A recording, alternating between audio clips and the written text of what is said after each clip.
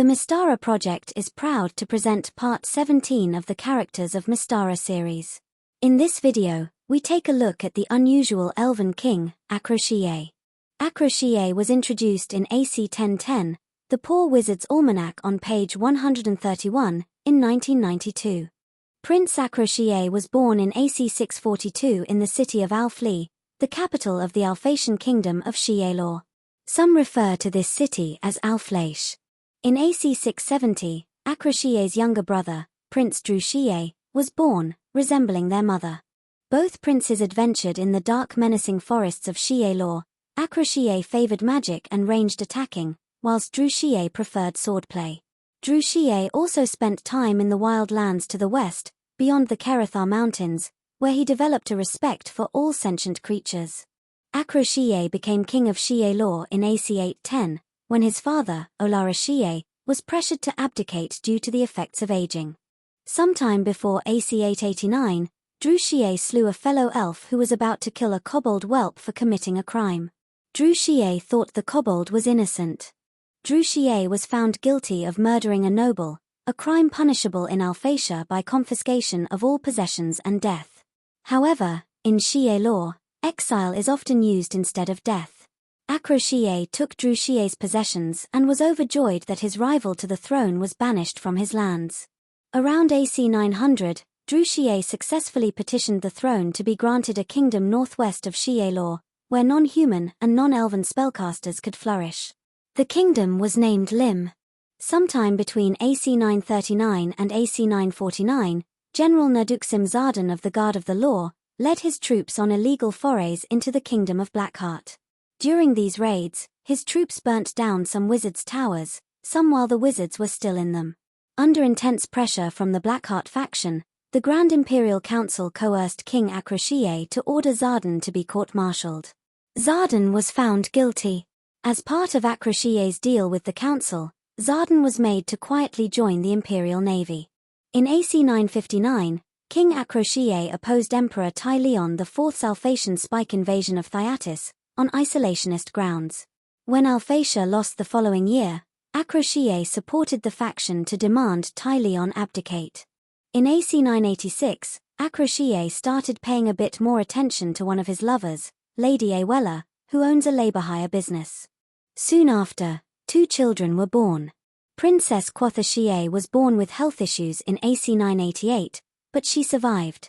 And Prince Acroshiye was born 2 years later. In AC 998, Acroshiye's mother, Galara, mysteriously disappeared. In AC 1000, Acroshiye is probably a 10th level elf, who has decided to follow the path of the elven wizard, rather than the elven lord. At 357 years old, he is roughly the age of a 35-year-old human. He is possibly Mystara's second tallest elf, at 5 foot 10 inches, behind Aiden of Idrin, who is 6 foot tall. He is also overweight, which is unusual among elvenkind. In addition to speaking Elvish with the sibilant Shiye dialect, he speaks the common Alphatian tongue, and the traditional enemy tongues of orcs, hobgoblins, and gnolls. He has learnt fairy and dryad from the forest creatures of his kingdom. His chaotic alignment is to the immortal Irindal's liking, and allows Acroshiye to make some morally questionable choices. His 170 IQ is his standout ability, assisting his rulership and magical studies. He is very charismatic, and used to being the center of attention wherever he goes. He has above-average strength and agility, despite his portly frame. He has average wisdom that seldom gets in the way of his impulses, and his health is average. His saving throws are low, failing 25% of the time or less. He is a bit cowardly, with an unmotivated morale of 6. As with all Shiye elves, Acroshiye learnt tree walking and forest survival at a young age. On hunts he learnt horse riding, intuition to sense danger, tracking and how to use Shiye elven signals. As a young adventurer, he learnt to intimidate humans and others who entered the forest, often using his rather inhuman pale blue eyes for dramatic effect.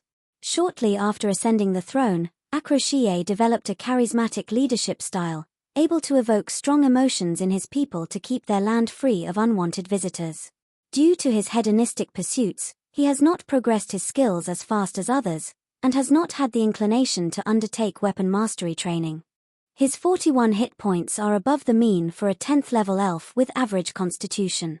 His base Thaco is 13, which improves to 9 with his magical longbow. When fighting in melee, he has a reasonable armor class of -3, which drops to 1 without his magical shield. Acroshiye knows 15 spells. At first level is Read Magic, which he only memorizes as the need arises. He usually memorizes Resist Cold, just in case. Ventriloquism is one of his favorite spells to terrify unwanted visitors. Read Languages comes in handy for ancient or Thaiatian texts. Regarding second-level spells, he can locate objects within 160 feet. Resist Fire complements his Resist Cold spell for emergencies. And Web can be used to maintain a captive audience to terrify for fun. His third-level spells consist of Call Lightning, for use during storms, Hold or Free Animal, and Hold or Free Person. Once again, a conscious paralyzed human or near-human makes for a captive audience for one of Acroshiye's terrifying dramas. His fourth-level spells comprise Growth of Animals to spook intruders, Hallucinatory Terrain to disguise pits with unpleasant contents for intruders to fall into, and Wizard Eye to witness the reactions to his antics remotely. Finally, his fifth-level spells are Neutralize Poison and Protection from Lightning.